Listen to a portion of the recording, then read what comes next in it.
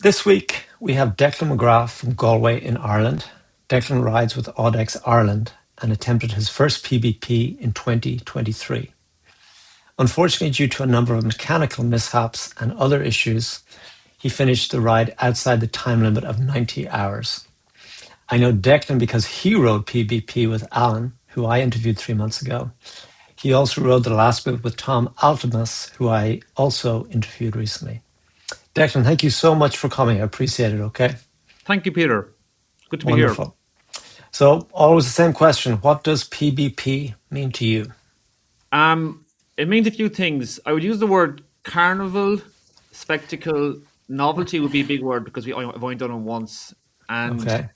I think Alan summed up quite well in Unfinished Business in that, we didn't quite get there in the end. We finished it, but we're outside the time. So that's a good synopsis there. I get you. And I know we're going to talk more about it later, but what did the finish line feel like? I was utterly exhausted at the end. It was hard to take in the kind of magnitude of what we'd done, I suppose, when you just sit down and get to the end. But I was fit to collapse, extremely exhausted. Could barely even stand up for the photograph at the end. But yeah, a range of emotions, just sheer exhaustion of doing it and just getting Yeah, there in the end. We thought we'd never get there, but we did in the end. that's great. Do you remember how long it took to recover physically, mentally, all of that? That's a good question. I didn't go on a bike or near a bike, I think, it definitely wasn't until the new year. Okay. It says a lot. Yeah. Yeah. Yeah. It took a while. It took a while to recover. I found it even hard going back to work after it and stuff, and I was conking out quite quite early in the afternoon. It was hard Yeah. to keep awake. It took a few weeks to really recover from it. And yeah, I didn't get back on the bike, I think, till the Burr 200 in the following January, Wow. which Wow. is That's a clean incredible. day off. Yeah. Do you have any numbness or any kind of injuries? I Yeah. did indeed. Yeah, I had that ulnar neuropathy on my right finger, um, Yeah, which was a bit strange. That took a while to get over. definitely. Bit of a strange Yeah. one, that one actually. Yeah, yeah. Yeah. I Just had, remember. yeah, I did it twice, and both times, like months later, I've certain numbness, but I recovered, which was amazing, but it took a long time. Yeah, it's such a Cool. demanding spectacle, isn't it? Yeah. It is. Well, maybe let's just go back to the start. Why do you ride bikes? What's your earliest memory? That kind of stuff. Yeah, I always enjoyed riding. I suppose I grew up in Galway here in the 80s, and riding to school would be commonplace. Even going to secondary school, cycling to school every morning. That'd be part of the course. I used to even cycle home for lunch, so it was always Yeah. there. It was always there. I always enjoyed it. And when I went to work in Dublin, I used to cycle in and out to work every day, and that was a decent spin. That was 22K round spin every day. So that Wow. kind of got me going a bit more into it then. And then when COVID hit, then I suppose I got a lot more into it with Alan. Yeah. Yeah. Like I remember secondary school. I lived in Adair, but my school was in Limerick City. Okay. And I was always jealous of the people that got to ride their bikes because they lived more locally. My parents would never let me ride the 7 miles. So you're very lucky. How far away did you live Yeah, from your school? it was good. It was only about 2.5 miles. Yeah. Yeah, coming home for And did lunch you, was novelty. yeah, That that was is, that that was is nice cool. to pick up the day. And was there a helmet involved? I suspect not. So It wasn't back then. It was a strange. it Yeah, was. it was a bit strange. It wasn't really the culture, I suppose. Really, yeah, yeah. Yeah, it is funny. Like, yeah, we would just go into the country, ride for hours and hours, and no thought of safety or anything like that. It was just an adventure. It's funny. Yeah, yeah, Yeah, that's cool. So tell me, so during COVID, that's when you really got into it, is that right? yeah. So when I moved back to Galway from Dublin during COVID, Yeah, and Alan would be a friend of mine for years. I don't go back a long way with him, and yeah, he was saying we should go for a few spins. So I live in the city, so I used to go out to where he was, maybe once or twice a week during the summer, the first summer of COVID, and just do 20K which I thought was amazing. Never done Yeah. 30K, never done like that before in my life, So Yeah. in one sitting type of thing, in one go. So I even remember pulling in after one of the first days we did it. It was lovely, lovely, lovely, lovely evening. Pulling in after 10K for a cup of coffee, thinking I've done great work here. Yeah. So then he started mentioning Audax thing, which I never heard of before, and Yeah. he was doing his research, and he started sowing his seed, I suppose. But he was new to it as well, of course, himself. He hadn't done one either, but he was just doing his investigations and doing his research. So it kind Yeah. of kind of started going from there. Yeah, it is incredible how you can go from whatever 20K to 1200K. It Yeah, makes no mental sense, does it? It's crazy, you know? it is, and it's baby steps. I remember doing the first 200. We did a 200 in Mayo, and I kept it quite low key with people in my sphere, I suppose, in that I I'd never know. done like this before, and he was the Yeah. same. So I'd never Yeah. written 200K before I did that one. So and it was a beautiful day. It was around St. Paddy's Day, Yeah. 2022, I think it was, and that really got us going. Then after that, I said, "This is what we want to do." Yeah. And as the sickness developed, people in your life, they started discovering that you weren't quite right in the head. Is that correct? Yeah, they can't get over the distances at all. It's incredible.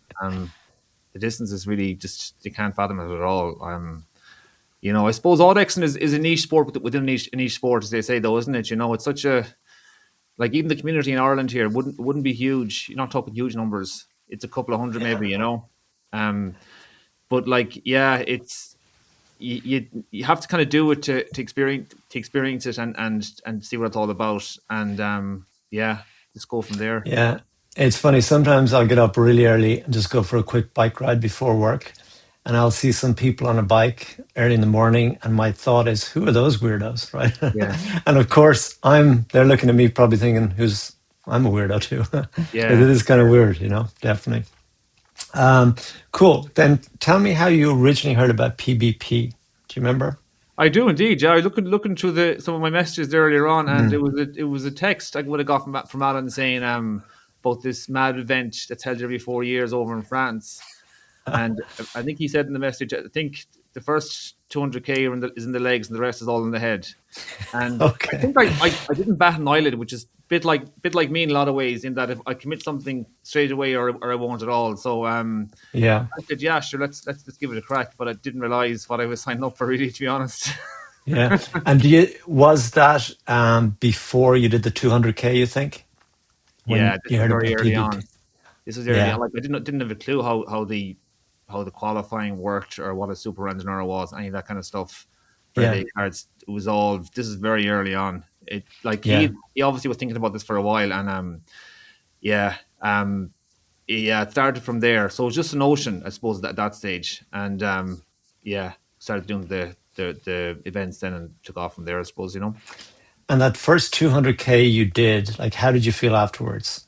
I felt good. I suppose it was we probably, well, I certainly packed too much food, for instance, because I know concept of how these things kind of worked, and Yeah. you think you're going to get a puncture and you're going to be stuck, you're stranded in the middle of nowhere, but you kind of forget Ireland's is, you're never too far away from anyone in Ireland anyway, like, so Yeah. it wasn't too bad, and even the gear and all that kind of thing was all new to us, so I wouldn't have had the best of stuff to get me going. We it got us surrounded, but I remember I had a lot of problems with my feet that day because it was a very hot day, and the shoes I had, I suppose I hadn't really broken them in enough, so I was pretty crippled near the end, to be honest with you. Yeah.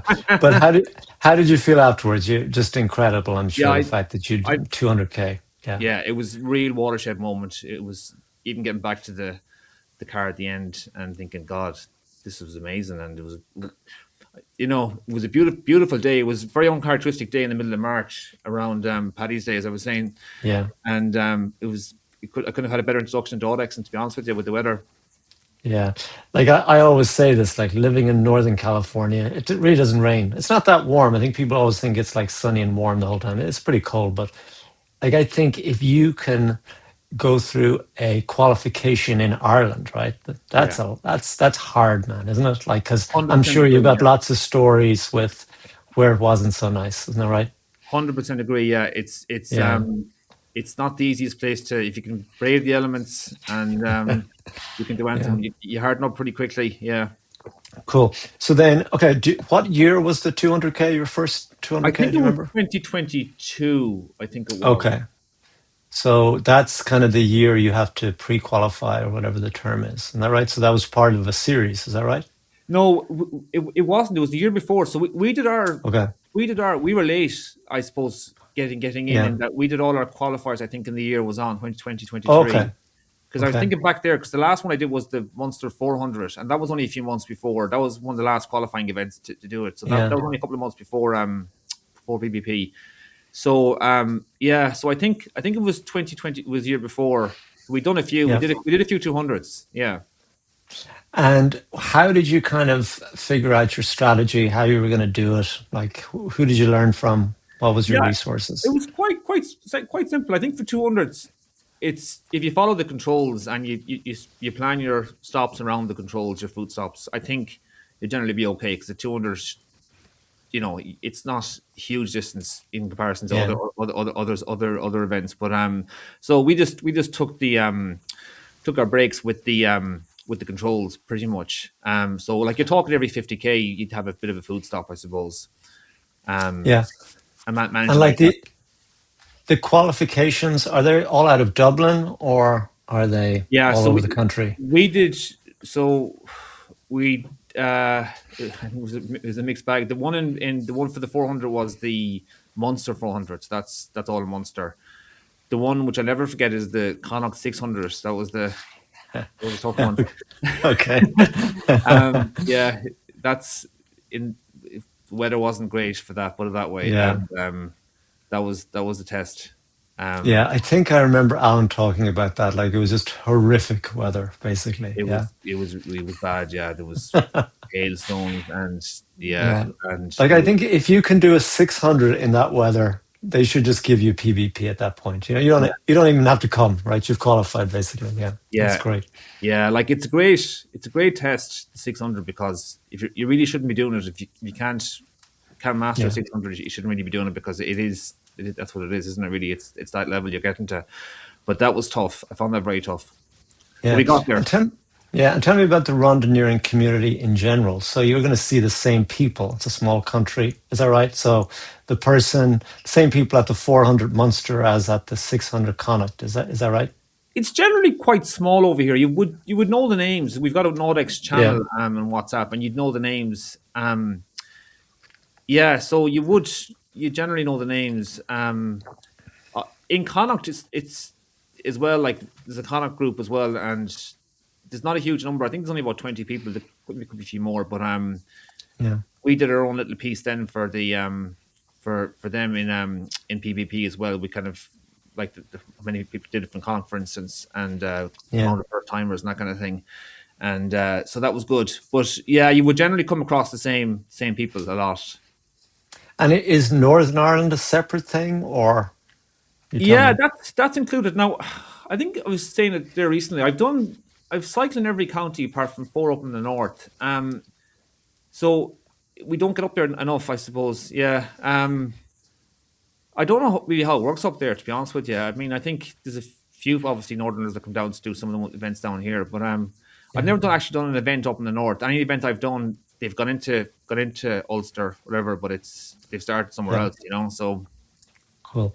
So then you're heading off for France. I'm going to ask you about the logistics getting there. But before I ask you that, like, were you confident at that point? I kind of knew we'd be touch and go. I was fairly confident, but I kind of knew we'd be touch and go in that, the 600 and then there's 1230. Do you know what I mean?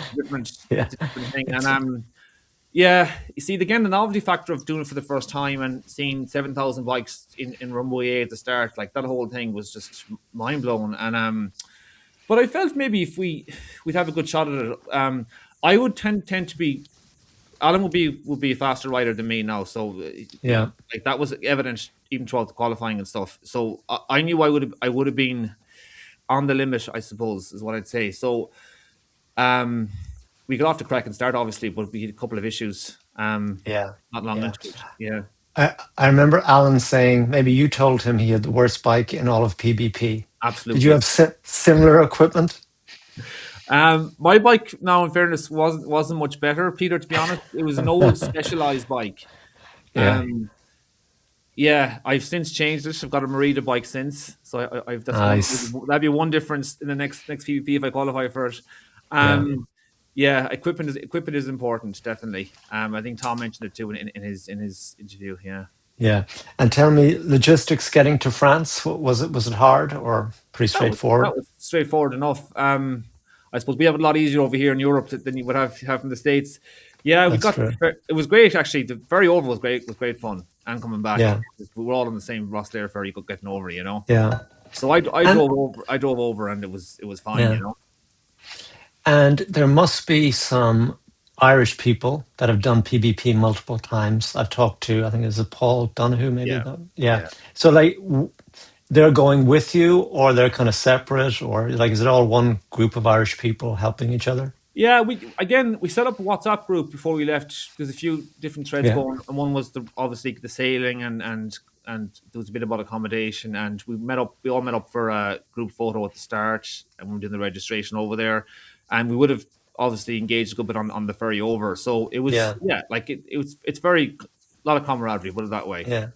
Did you guys have matching jerseys? Did I see that somewhere?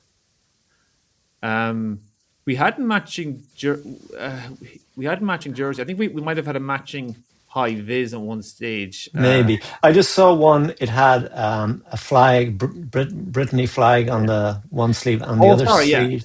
Yeah.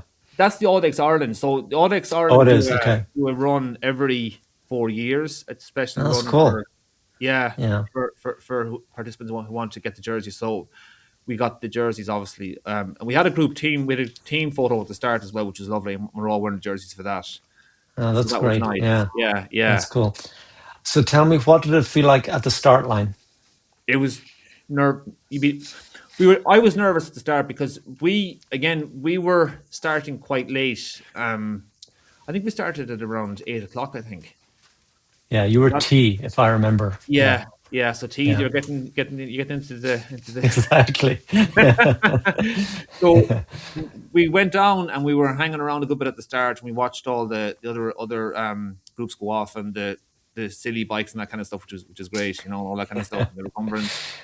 Yeah. And so there was obviously the nerves and the tensions building at that stage, Yeah.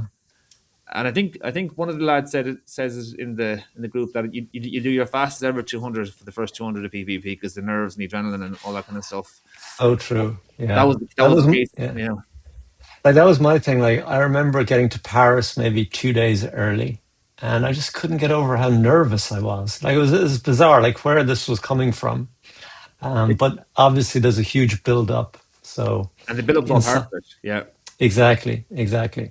So anyway, go ahead and tell us. You set off. It's probably around 8 o'clock, so you have 1 or 2 hours of daylight left, I suspect. Yeah.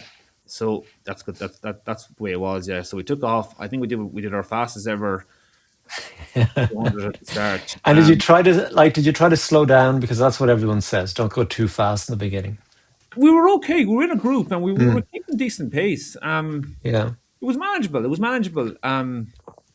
I know they say if you go too hard, you'll pay for it later on, but I think we were doing okay. But just thinking back as well, Peter, like I didn't even have a Garmin or a bike computer yeah, back I then, know. and this Yeah, type of stuff. Do you know what I mean? It was all part of the novelty yeah, of, I suppose, doing it for the first time. But yeah, so it was hard to keep.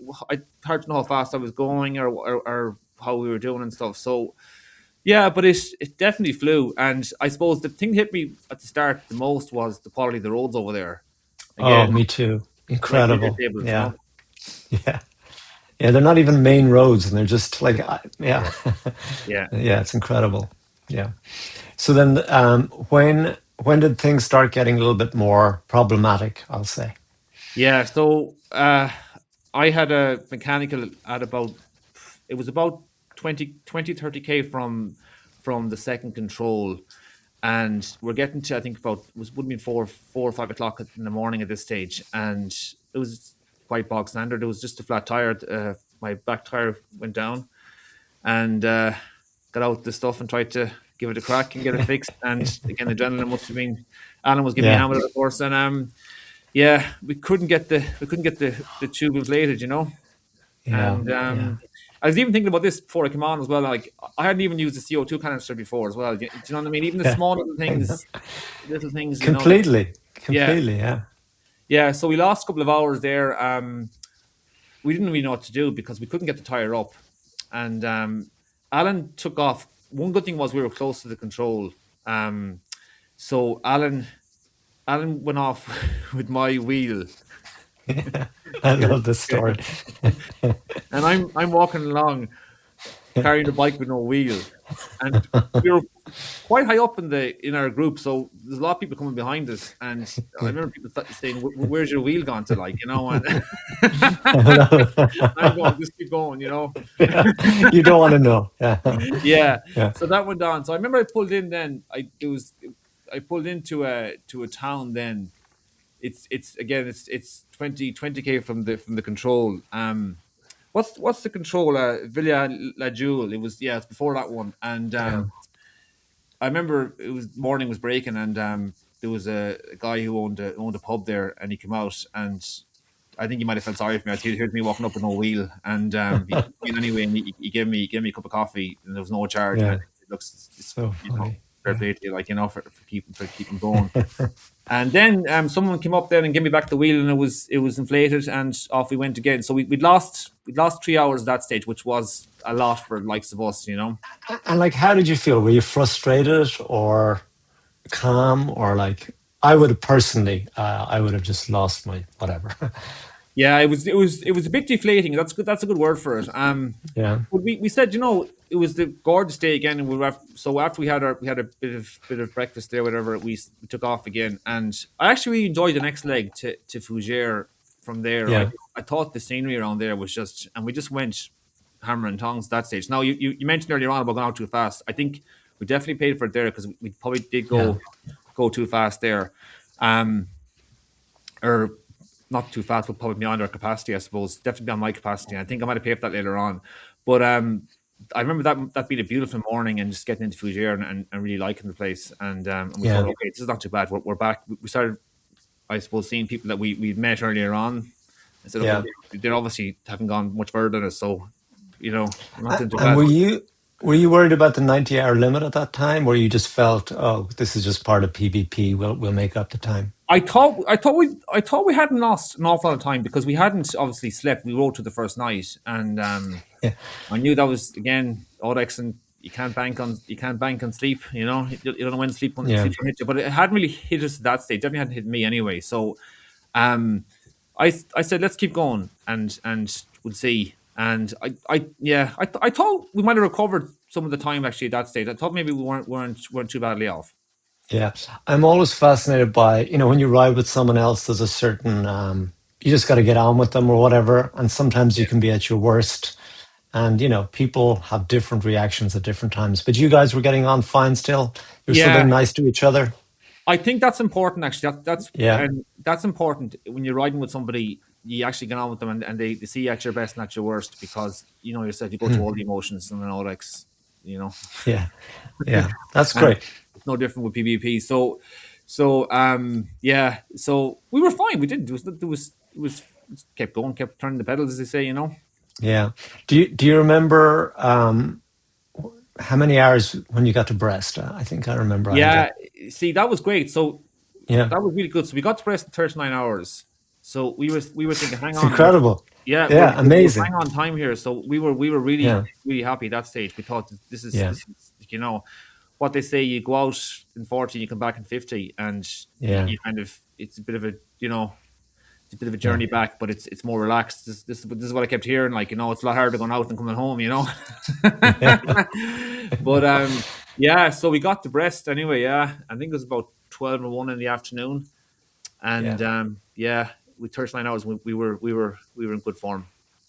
Mm. But you hadn't slept much, but it hadn't caught up with you at that point. Yeah, it's funny thinking back. I don't remember sleeping an awful lot. I know we pulled into one of the places that had the cots, and we slept there for a Yeah, couple of hours. That was the night before we got to Brest, but we didn't sleep for long. And yeah, we weren't stopping beside the roads to take a sleep or anything. Like that wasn't what we were doing. So um, we used that facility there. Yeah, it was a kitchen in that town that had all the cots. So we were yeah, there, and yeah. So but it did hit me in Brest. I have to say I was quite tired when it was really really warm that day. I remember, and yes, yeah, I just ate the food and I slept in one of the couches there for about 2 hours I think. And we said right, we have to get going again. And if I was put down where it all I suppose went away from us, it was that leg back to Carhay from Brest. That was a killer. We yeah. It was weren't very hot. Is that right during the day? Yeah, Yeah, and the climbing got us, definitely got me yeah, on the whip, and we just ground to a halt in some ways. yeah. And yeah, that was a bit disappointing. Um, Slightly off topic, but did anyone recognize you as the guy with one wheel? Were you that guy? No. No, not at that stage. Okay. Okay. Cool. Okay, so then it got really hot, and then you started losing momentum, essentially. And Yeah, then did you all start freaking out, or you said, okay, let's get a rest, see how it goes? yeah. So we got to Carhay, and we knew the time was we were. I suppose nothing else could go wrong at that stage if we were going to make it 90 hours. And Yeah. um, pulling out of Carhay, my gear cable snapped. Alan had gone off ahead of me, and the gear cable just went. It never happened to me before, and of course it has to Yeah. happen over there. And I suppose, yeah, I suppose one good thing was we're in a control, and there was a Yeah. fantastic guy there. He was fantastic, and he fixed it up, patched it all up for me, and we were going again. But we lost. I'd say we lost an hour and a Yeah. half, 2 hours maybe there doing that.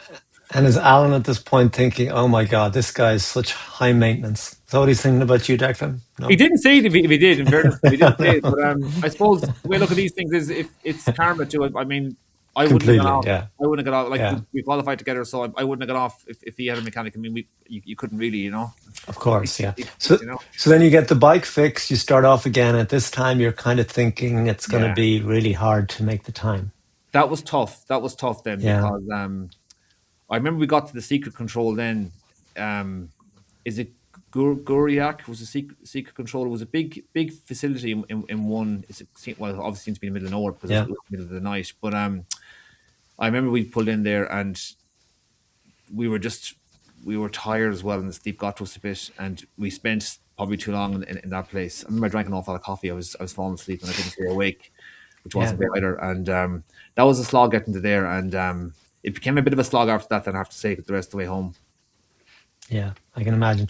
And yeah, so yeah, just go on with the story. Like I know at that point you're kind of thinking, we're probably not going to make it, but you kept pushing, which is amazing to me. Yeah, like we were never going to just hop on a train or we wanted to finish it. So I suppose we didn't really know how the controls worked and that kind of stuff at that stage either. We didn't know Yeah. what happened.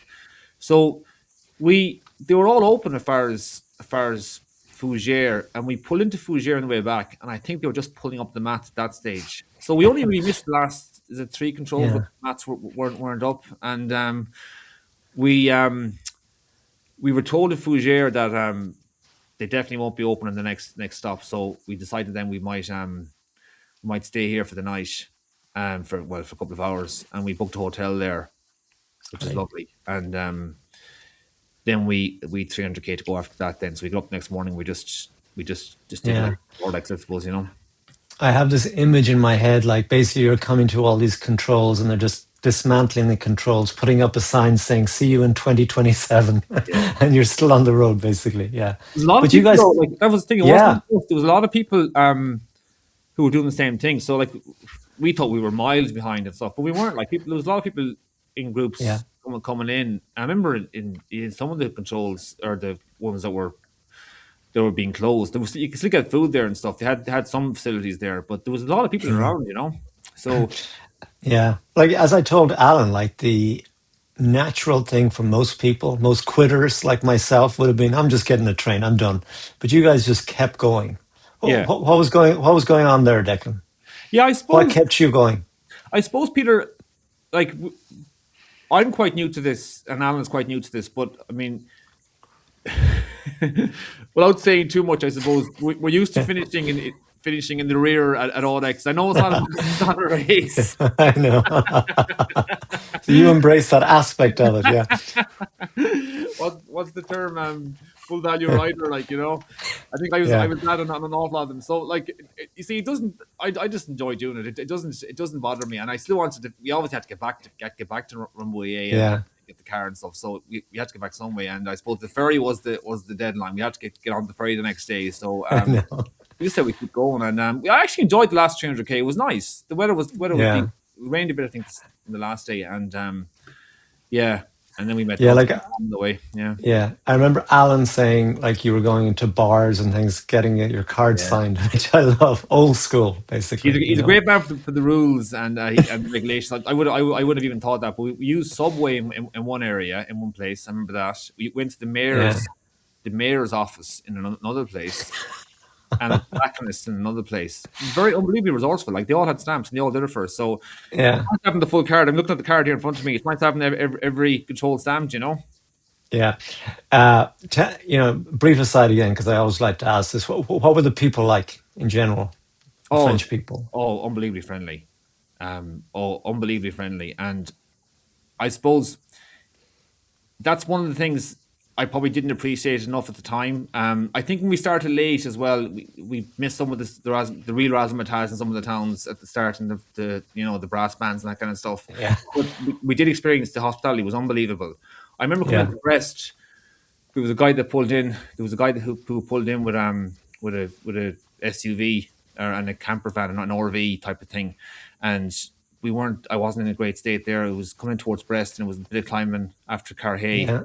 and he was unbelievably accommodating. And he was he's himself and his wife there, just traveling around, following it, and made us tea, gave us food, and they were really really nice.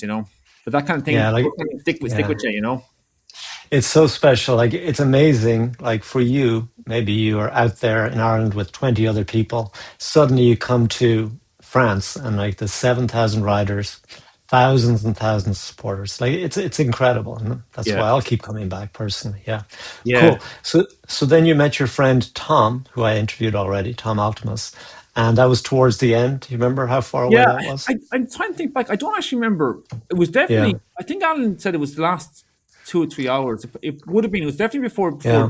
Drew we met him. So, um, yeah. So it might have been the stop before that, but yeah, we definitely met him on the road anyway, and um, he gave us his history. He'd done a few of them before, and I didn't really know until you interviewed him that what actually Yeah. happened to him to get to where he was to be with us, because he would have been quite a quick rider. He's used to how the whole thing worked. So that was quite informative there. Shows you small little things can get you, can't it? Like too much sleep So or true. yeah. Yeah. I remember him saying he enjoyed your company so much. Yeah, You and yeah, Alan. Like it's just a lot of fun, even though you guys were so exhausted. yeah, it was quite deprecating at that stage, the two of us, but we just wanted to get home. I But it get was you. great having him there. It was great. Like I often think Yeah. back, telling us about some of the things that happened in previous PBPs and that kind of stuff, and things that went on, and the numbers and that kind of thing. So, but it was great, and it was fantastic I again didn't know his name or anything. Alan thought it was Bob, but the fact that Yeah. yourself he's reached out to yourself and stuff was great. Yeah. It's so dreamlike towards the end, isn't that right? It Like you is. can't really remember people. And like I even remember um I was definitely close to hallucinating. Yeah. And I stopped on the road and I could hardly see. And then yeah, so I wouldn't remember anyone personally. So there you go. Yeah, yeah, Cool. So maybe you want to tell us about the last bit? yeah. So we met him. I remember stopping in Drew and getting stamped in Subway, and I actually got lost coming into Drew. I think I took a wrong turn at a at a at a roundabout, and kind of like everything else, the phone had gone dead. I'd Yeah. no GPS, I'd no Garmin or anything. The phone had Yeah. gone dead. You know what I mean? So, Yeah. like Keystone Copster, like. So, Yeah. but yeah. So we ended up reconnecting again. they hadn't gone too far, and they came back, and then I think we stopped there, and we just rode in. And after that, and that was nice. That was quite. We knew we were coming to the end, and it was about 2 o'clock in the morning. I think we got in. Yeah. But that was nice. The last 10K though, you can feel them. When's it going to end? And you just want it to end, and you're going on and on and on, and you're hurting all over, and you're, you know, and yeah, And yeah, so then when you finish that cross, the finish line, um, you must have felt incredibly satisfied. I know you were really tired, so you probably couldn't feel anything, but the fact that you finished is pretty amazing. yeah. It was. It was. It was quite. Yeah, just finishing, thinking we actually had done this. We actually started here a couple of days ago, and we've come all the way around, and we've come back. That did dawn on me a bit at the end, all right. Yeah, even with the tiredness, Yeah. um, like just the magnitude of what the distance and stuff. And did it piss you off you didn't make the 90 hours? I wasn't that put out by it. I think we made an effort to try and get into the book. I think say to go down Yeah. as a did not as a finished but outside the time. We made effort Yeah. there. I think that didn't work. But like I think apart from not getting into the book and missing obviously the razzmatazz at the end because we were so far back, we missed that bit of it. But I'm still proud of my medal that I got for it. You know, so. That's great. And had you DNF'd before? Sorry, it's not a DNF, but had you not completed a ride before? There was only one Audax I didn't finish, and it was one of the 600s, the first 600 we attempted. It was kind of a strange one. It started in Meath, and it did a 480 through 12 counties. It was incredible. It was actually incredibly picturesque. It went through the Loch Earn and stuff, absolutely Yeah. beautiful. And it came back to the start. They needed to do 120 more. When we got back to the 480 point, we were way behind, and we just scratched at that stage. So that was the only time yeah, there's only Audax I wouldn't have finished. So that's actually where we didn't finish it. We actually just Yeah. stopped at a certain point. But yeah, that never that any of the rest of them, you know. Yeah. Like I said this to Alan as well, like to have that level of commitment to finish, knowing that you're outside the time, that's kind of very special, right? Most Yeah. people, including myself, I would have got on the train. Yeah, but well done. Congratulations. That's wonderful. Anything else you want to talk about that ride before I ask you about your future plans? Um. Yeah, it's funny thinking back. Like it's a couple of years now, and some of it's snippets. You remember certain things, like you were saying there. When you're getting near the end, you're kind of hallucinating stuff, and there are bits. Even the people you meet, it's strange. It's hard to kind of piece it all together for those 4 days. So I'm glad Alan wrote the report. I didn't write a report about it or anything. I didn't even take that Yeah. many photographs, which again, probably something I do regret. So again, I tried to rectify that next time I do it, if I do it, which I plan to do. um, yeah, so that's kind of it, really. Yeah, Yeah. So the next question is, do you hope to do it again? Sounds like you do, which is great. absolutely, absolutely. Wonderful. So what are you going to do differently? If anything at all, are you going to go more 105 hours this time, maybe? Yeah, like I think a couple of big changes for me is I got a better bike. That's definitely Yeah. Does it one have thing. wider tires? Because that's my theory. I think it'll be more comfortable. That's what I'm doing this time. It's 30. They're 32s. Yeah, so I had Yeah. 5s. Another one on the other bike. Yeah, Yeah. you know, but I got that bike a year ago, and I noticed the difference. It's you know, Tom's right about that stuff. You have to have I think decent. Well, I suppose if you're not a really strong rider, you have to have a decent bike. I think so. That's one thing, Yeah. and yeah, I definitely want to go back, try and enjoy it a bit more, and if I'm a bit quicker doing it, I can then spend a bit longer in some of the places. I think some of the places you pass through, like I was amazed with Fougere, for instance. I'd never known much Yeah. about the place, but the buildings there were incredible. Like even if I spent another few minutes there, would be nice.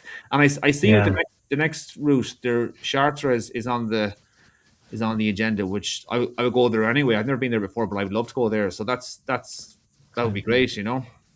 Yeah. Like It's wonderful. And are you going to ride with Alan? that's the plan. Yeah, that's the plan. Okay. I think he's keen on doing it as well. You know. Oh, cool. Yeah, And you actually just told me before we started this interview you're doing the Irish Céad Míle Fáilte 1200, yeah. as I am this year, or Very next good. year, I should say. So that's great preparation, huh? It is, yeah. So that'll count for again. This is, I suppose, one of the things that I would say that'll count for a pre-qualifier, and it's a long pre-qualifier. So I think again, you learn from experience.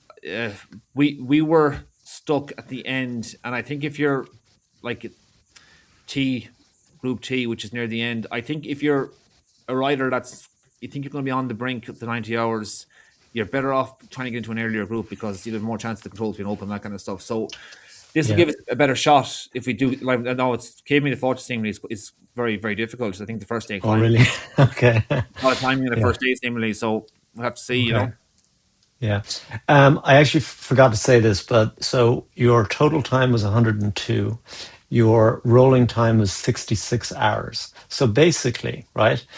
Uh, you had you had 24 hours. Is that right? Yeah. You had 24 hours to make it to the finish on time, off the bike, which is a lot.